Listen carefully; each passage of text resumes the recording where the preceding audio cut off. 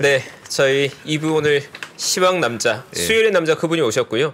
저도 왜 이렇게 오랜만에 뵙는 느낌인지 일주일 만에 뵙는데 보고 싶었던 그분이 오셨습니다. 잠깐 속보를 전하고 가겠습니다. 네, 속보 가시죠. ADP 민간 고용지표가 하필이면 예상치 20만 건 대비해서 20만 8천 건이 나와주면서 잘 나왔습니다. 네. 그럼 또 어떤 거가 나오겠습니까? 그러니까 또 긴축이 나오죠. 가능성이 좀 커진 게 아닌가. 이런 거 왜 잘 나오는 겁니까? 솔직히 이것도 이제 그건 못 나올 때 했는데 고용이 타이트하다는 표현이 또 나오겠네요. 고용이 정말 타이트합니다. 잘 나와요 계속. 네. 그러니까 여러분들 참고하시고 좀 이따가 한번 다시 한번 보겠습니다. 네, 저희 오늘 수요일의 남자 진짜영님 오늘 시황 전해주시죠. 네. 네, 안녕하세요. 네. 이지우입니다. 반갑습니다. 반갑습니다. 네. 아까 보셨습니까 혹시? 앞서서, 앞에서 보고 있었습니다. 어떻습니까? 저도 실물로 뵌 적은 처음인데요. 예. 미인이시네요. 미인입니까? 예. 저희는 미남 미녀가 아니면 채용을 안 시킵니다. 네. 약간 얼굴을 위주로 하는. 농담이고요. 예. 자, 조금 전에 나왔던 이런 고용지표가 문제인데 너무 잘 나오는 거 아닙니까? 첫 번째 질문 제가 이런 거 들어보는 건데 이 고용지표가 못 나와야지 금리 인사 규제가 좀 약화될 텐데 전혀 그런 기미가 안 보입니다. 사실 시장의 재미있는 점이 그런 점인데요. 네. 시장이 그때그때 원하는 호재가 다릅니다. 언제는 고용이 좋은 게 일반적으로 좋은 거죠. 예, 좋은 거죠. 그런데 지금 같은 경우는 초점이 금리에 맞춰져 있거든요. 어떻게든 금리를 낮춰야 되는 지금 올라가 있는 물가지수 그리고 국채금리 이런 것이 낮아지기 위해서는 오히려 약간의 침체가 필요한 모습이니까. 그렇습니다. 예, 그렇다 보니까 필요하죠. 말씀하신 부분은 오히려 금리 인상에 대한 당위성이 되는 거니까 당장의 시장에는 좋을 거는 없겠죠. 예. 그러나 장기적으로는 저는 나쁜 것은 아니다. 예. 좋은 거죠. 예. 좋은 건데 혹시 금리를 진짜 더 많이 올릴까 봐 걱정스러운 건데 그렇게까지 올리진 않겠죠, 그래도? 뭐 시장의 컨센서스는 여전히 예. 6대4 정도로 75bp에 조금 더 무게를 놔둔 예. 상황인데 예. 문제는 지금 50bp에 대한 가능성을 상당히 높게 보기 시작했다는 예, 부분이거든요. 맞습니다. 예. 그렇다 보니까 지금으로서 제가 봤을 때는 5대5 정도로 보는 게 합리적이지 않겠냐. 5대5? 결국은 뭐 다음 주에 나올 CPI가 키가 되겠지만은요. 그때까지는 그렇게 일단은 균형을 잡는 게 맞지 않을까 생각을 합니다. 그렇습니다. 자, 그러면 시황 정리를 좀 부탁드려보겠습니다. 이틀간 미국 증시가 아주 강하게 기분 좋게 그러니까요. 반등을 했고요. 어제는 특히 3대 지수 모두 3%대 강한 상승세를 보였습니다. 여러 가지 호재가 겹쳤는데요. 뭐 국채금리가 강하게 하락한 부분, 그리고 영국 파운드 부분이 반등한 부분, 호주 중앙은행이 25bp 인상을 단행하면서 조금 컨센서스보다 낮게 인상한 부분, 이런 것들이 여러 가지로 이제 복합적으로 작용을 했고요.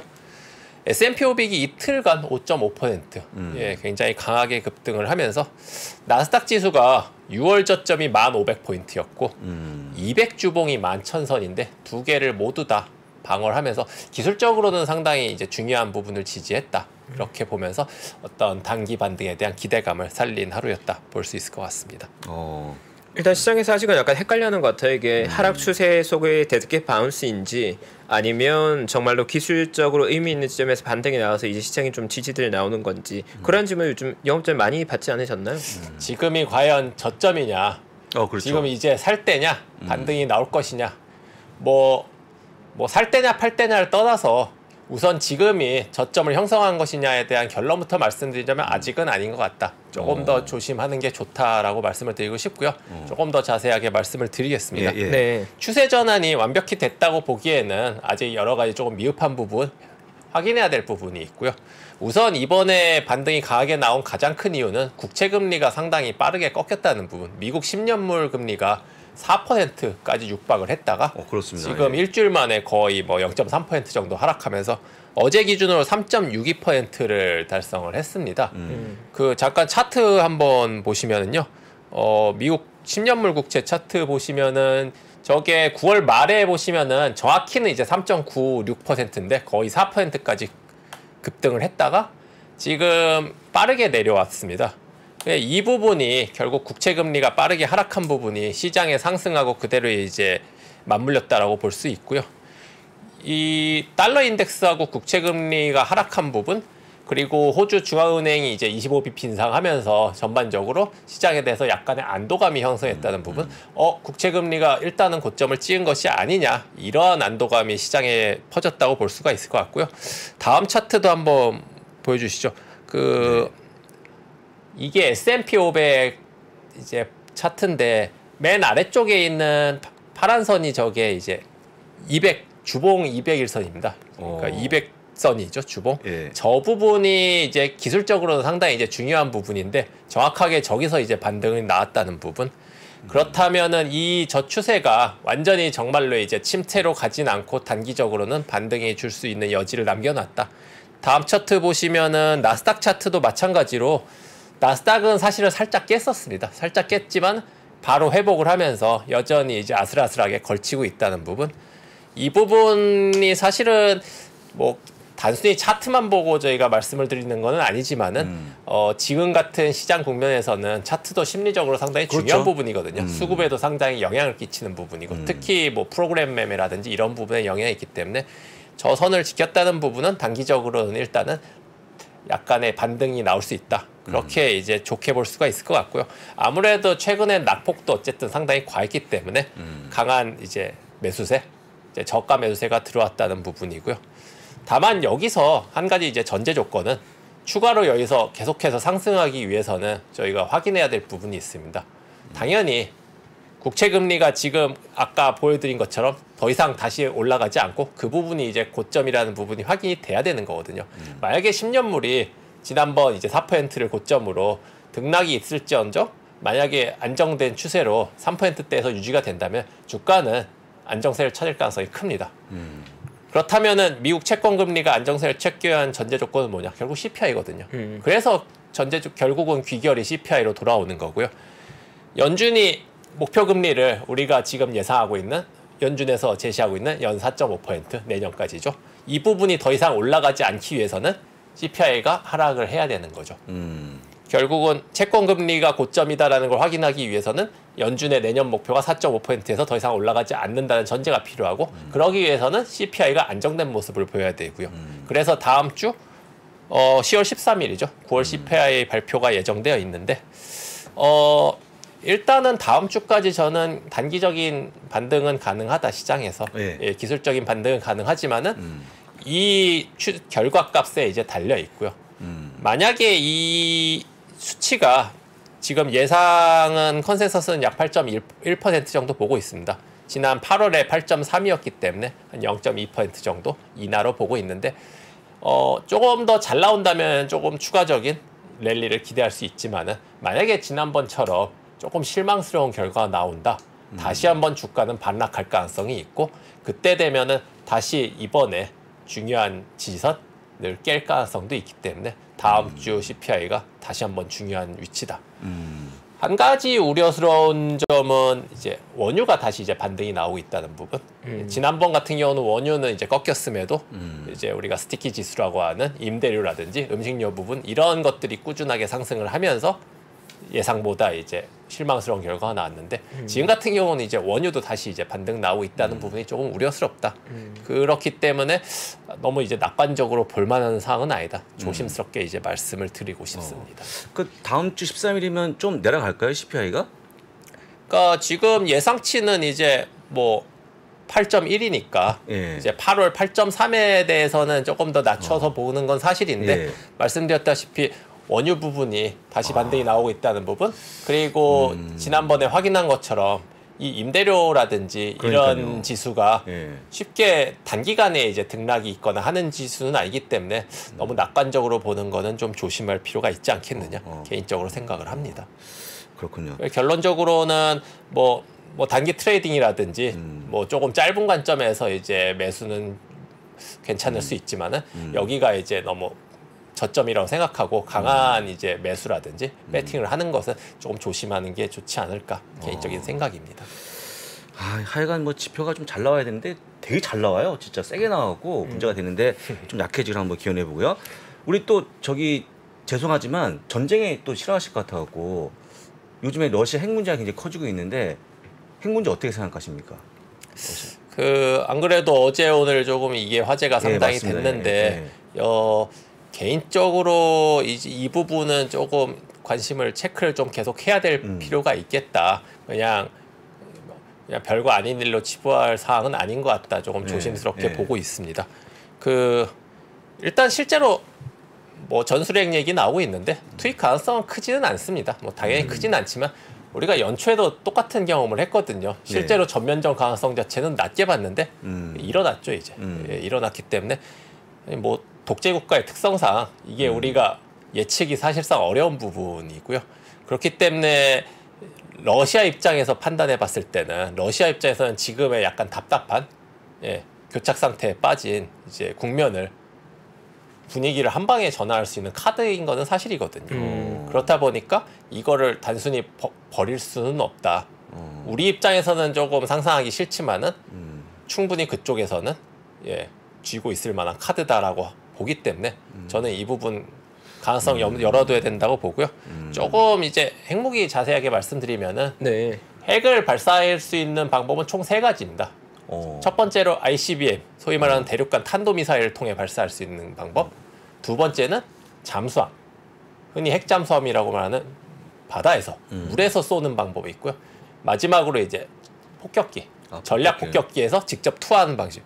과거 이제 일본의 히로시마 원폭 같은 경우가 이 3번째 경우에 해당했었고, 방금 말씀드린 3가지 방법은 이른바 소위 말하는 전략핵을 투입하는 방법입니다. 전술핵 같은 경우는 이거보다 소형이기 때문에 방법이 더 다양합니다. 조금 더 작은 규모의 이제 지대지 미사일을 활용한다든지 아니면은 폭격기가 아닌 조금 더 작은 전투기를 통해서 폭격을 할 수 있는 방법이 우리가 있고. 보통 일반적으로 말하는 핵무기라는 건 전략핵을 말하는 거죠? 크게 2가지인데 이제 전략핵이냐 전술핵이냐. 사실은 이제 전술핵이라는 거는 말 그대로 우리가 직접 조금 더 작은 목표를 포착을 목표로 하는 것이 전술핵이고 전략핵이라는 부분은 어떤 작은 소도시 하나를 아예 없앨 수 있는 규모이거든요. 사실상 여기까지 간다면 정말 공멸의 단계이기 때문에 이거는 일단은 열애로 시키는 거고요. 그런데 전술핵 같은 경우는 특정 상대의 이제 부대라든지 전장에서만 활용할 수 있는 무기이기 때문에 충분히 가능성은 열어야 되는 부분이거든요. 이거는 사용하는 입장에서도 어찌 보면 부담이 조금 덜한 거죠. 전략핵에 비해서는. 근데 이진영 선생님이 또 그 밀리터리 덕후시고 그 군사 무기 이런 거에 관심이 좀 있으시잖아요. 근데 이 전술핵 같은 경우는 최근 전쟁에서 활용된 케이스들이 있었나요? 없습니다. 최근에 없었던 거죠? 없습니다. 없지만은 굉장히 많죠. 수량이. 러시아만 하더라도 수천 개에 달하는 전략핵과 전술핵을 보유를 하고 있고요. 참고로 가장 전 세계에서 그 핵무기를 많이 갖고 있는 나라가 러시아고요. 2위가 이제 미국. 미국이 3위가 중국, 프랑스 이런 순이고 이제 뭐 북한도 포함이 돼 있고요. 그렇기 때문에 러시아가 마음만 먹으면 사실은 전술핵을 쓰는 것은 어렵지는 않다. 굉장히 우려스러운 부분임에도 불구하고 그리고 돼서는 안 되는 일임에도 불구하고 가능성 자체는 염두에 둬야 되는 부분이고요. 만약에 이제 러시아가 뭐 싫은 가정이지만 만약에 핵을 진짜로 사용을 했을 것이다 가정을 한다면은 전술핵을 사용을 할 것이고요. 전략핵을 사용은 안 할 것이고요. 말씀드린 것처럼 공멸의 단계이기 때문에 그 부분은 그렇다면 이제 도시라든지 민간 거주지 같이 이제 부담이 있는 곳이 아닌 말 그대로 전장에서 활용이 가능한 부분이거든요.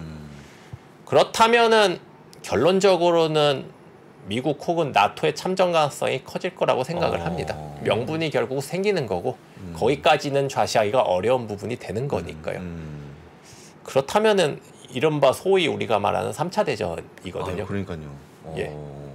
물론 뭐 전술핵 가능성이 아직은 미지수고 활용 가능성이 또 사용한다고 해서 이게 뭐 나토라든지 미국이 참전을 할지도 미지수지만은 하지만 그 단계가 된다면 저는 참전 가능성이 결국 높지 않겠느냐. 더 이상 방관하기는 뭐 어떤 도덕적인 부분이라든지 본인들의 이제 자위권을 위해서라도 어려운 부분이니까. 그리고 만약에 그렇게 된다면은 당연히 시장은 장기간 굉장히 어려울 것입니다. 어려울 것이고요. 다만 이 부분은 이제 과거 사례를 통해서 조금 이제 과거의 전쟁 시 주가가 어떻게 됐느냐 잠깐 설명을 드리면요. 이것도 차트를 제가 하나 차트요? 준비를 했는데 그 2차 대전 당시에 이제 미국 주가인데요. 이게 차트 왼쪽 부분에 막 2차 대전이 발발했을 때인데 저때 당시에는 미국 다우지수가 그렇게 크게 영향을 받지는 않았었습니다. 사실 저때 잠깐 빠졌다 올라왔을 때도 그때 폴란드가 함락되고 독일이 프랑스까지 함락됐을 때인데 사실은 저때까지만 해도 약간 강 건너 불구경 상황이었어요. 보시다시피 다우지수가 그렇게 크게 변동이 없었죠.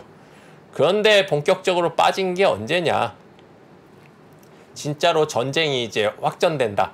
저기 크게 빠지기 시작한 게 41년 3분기 이후부터인데요. 네. 저 때가 독소 전쟁. 그러니까 독일이 소련을 침공하면서부터 이게 정말로 전쟁이 확전되고 우리한테까지 직접적으로 영향이 미치겠구나. 이렇게 우려가 번지면서 주가가 저렇게 급락을 시작했고요. 중간에 펄하벌, 진주만 폭격이 있었죠. 그리고 주가가 계속 빠지는데 저 코레도 이제 전투라든지 진주의 해전 저런 과정에서 일본에게 연패를 했었습니다. 미국 함대가. 그러다 보니까 이게 전쟁의 패전이 하는 것이 아니냐라는 이제 우려가 확산되면서 주가가 거의 50% 가까이 하락을 했는데 맨 아래쪽에서 발발된 게 미드웨이 해전. 저기서 미국이 이제 대성을 거두면서 전쟁에서 승기가 보이자마자 주가는 급등을 시작을 한 거고요. 그러니까 사실은 전쟁이 이제 계속 악화가 되고 패착이 보일 때는 주가는 계속 급락을 했었고 전쟁이 이제 다 끝난 게 아님에도 불구하고 이제 이겼다라는 분위기가 감지될 때부터 주가는 급등을 시작한 거고요. 중간에 보면 이제 저 42년 1분기에 독일이 스탈린그라드에서 이제 패주하기 시작했을 때 그러니까 독일 유럽에서도 이제 독일이 확연히 밀리는 분위기가 나타나면서 주가가 급등을 하게 되는 거죠. 저 이후로는 계속해서 주가는 꾸준하게 우상향을 했고요. 차트에 나오진 않지만은 45년에 완전히 이제 독일, 일본이 항복을 하고 흥전국, 패전국이 나뉜 다음에 미국 주가는 거기서 50% 이상 또다시 폭등을 합니다. 그러니까 승전국과 패전국의 주가가 명확하게 엇갈렸는데 그러면은 반대로 그 당시 독일과 일본의 주가는 어땠느냐? 거의 휴지 조각이 됐습니다. 사실상 주식시장 자체가 거의 없어지다시피 할 정도로 완전히 망가졌습니다.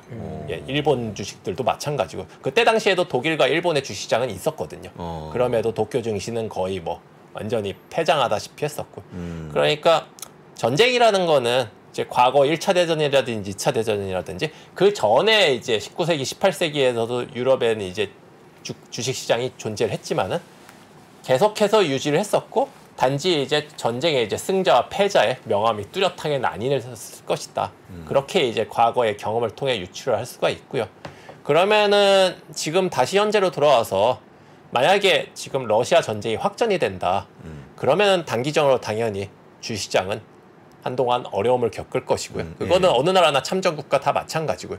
다만 시간이 흐르면서 어느 정도 이게 정리가 되는 분위기가 난다. 승전국과 패전국이 어느 정도 분위기가 갈린다에 따라서 그 주가는 향방이 극명하게 바뀔 것이다.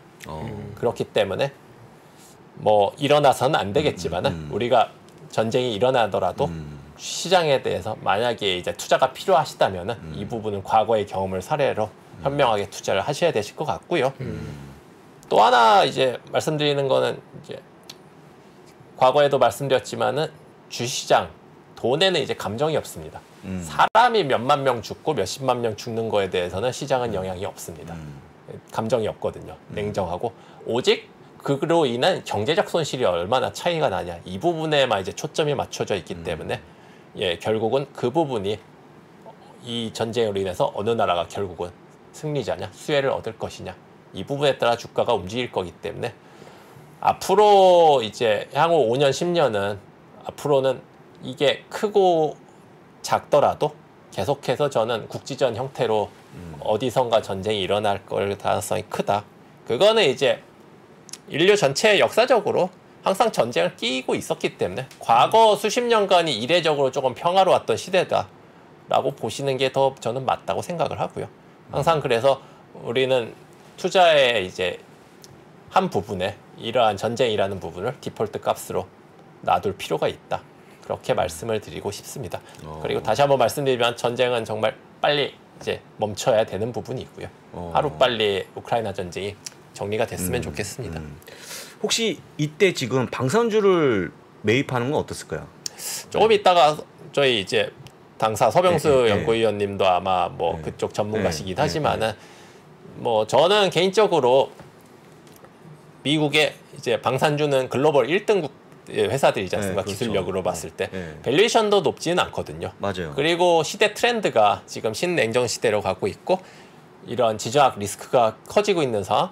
그리고 매출 자체가 이미 미국이라든지 유럽, 심지어 아시아 중동 국가들까지 빠르게 국방비를 늘리고 있는 상황. 왜냐? 국방은 생존과 직결된 문제고 생존은 모든 것에 우선합니다. 심지어는 식량보다 더 급한 게 될 수도 있거든요. 생존이라는 부분은. 일단 살아야 되는 부분이기 때문에. 그렇기 때문에 이 부분은 어떤 국가가 스스로 리스크라든지 위기를 느꼈을 때 최근에 폴란드를 보시면 아시겠지만은 어떤 것보다도 빠르게 이제 GDP의 일정 부분을 감내를 해야 되는 부분이거든요. 역설적으로만 한다면은 향후 장기적으로 10년간 이런 방산주, 글로벌 방산주에 대한 이제 매력도는 전 커질 수밖에 없다. 그래서 원유주든 이제 방산주든 말씀을 드리는 게 올해의 단기적 테마로 제안을 드리는 게 아니라 단지 우크라이나 사태라든지 단기 테마가 아닌 중장기적인 관점에서 포트폴리오에 편입을 할 만한 회사다. 그렇게 다시 말씀을 드리고 싶습니다. 네. 그렇군요. 확실히 시장에 전쟁 이야기가 영향을 여전히 계속 끼치고 있는 것 같고 투자자의 시계가 복잡한 것 같아요. 금리만 해도 머리를 복잡하게 만드는데 자꾸 러시아 핵 관련 얘기가 나오다 보니까 그런 것들 역시도 시장 참여자는 좀 보수적으로 대응할 필요는 여전히 있는 그런 국면인 것 같습니다. 네, 시장 잘 정리 좀 감사하고요. 네. 고맙습니다. 예, 감사합니다. 예. 감사합니다. 네, 오늘 시황 잘 정리해봤고요. 잠시 후 이어지는 2부에서는 저희 서병수 연구원이 와 계십니다. 항상 새로운 섹터에 대한 깊이 있는 리서치 자료 공유해 주시는 분이시죠. 금방 광고 보고 와서 서병수 위원님 모시겠습니다. 최근에 이제 매크로 경제 환경에서 가장 많이 나오는 얘기가 이제 인플레이션이죠. 이 매크로 경제라는 게 우리 일상생활에서나 아니면 투자에서나 굉장히 큰 영향을 주는 게 맞는 것 같습니다. 매크로 경제에서 가장 중요한 게 금리, 환율, 물가 이런 거거든요. 금리가 높을 때 유리한 기업이 있고 금리가 낮을 때 유리한 기업이 있을 겁니다. 환율이 높을 때 유리한 기업이 있고 환율이 낮을 때 불리한 기업이 있을 겁니다. 유불리를 논하면서 같이 그 기업에 대한 분석을 하거나 투자를 하는 게 조금 더 도움이 되지 않을까요? 상반기 최고의 베스트셀러 인플레이션에서 살아남기. 지금 서점에서 확인하세요.